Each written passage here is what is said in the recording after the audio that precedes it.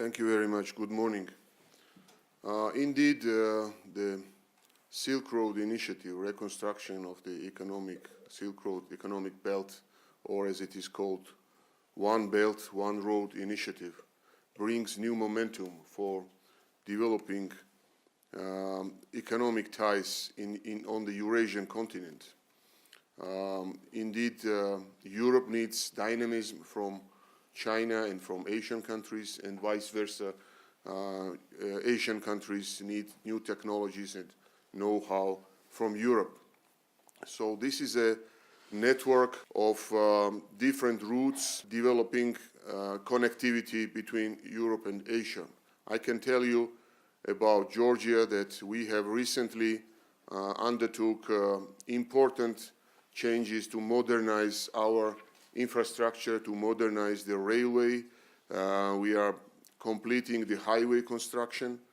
We are working very closely with our neighbors in order to develop holistic approach in managing Southern Caucasus corridor together with Kazakhstan and Central Asian countries.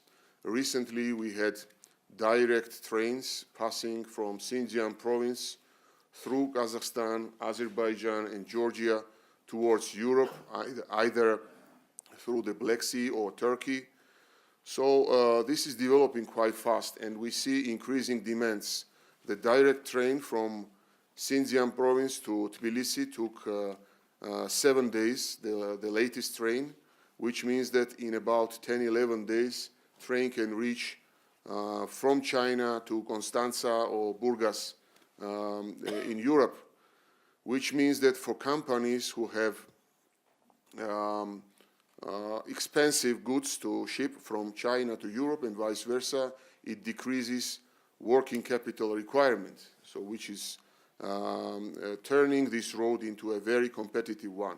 But I would like to mention that this is not a rivalry between different roads. This is a friendly competition, and I think it increases the economic dynamism on the whole Eurasian continent. It brings peace and understanding between different countries and among different countries. So it's a project of partnership, not competition. It's more partnership than competition. I can tell you that we have ambitious plans to build a new deep-sea port in Georgia, which is called Anaklia Port, which will be started in the nearest future.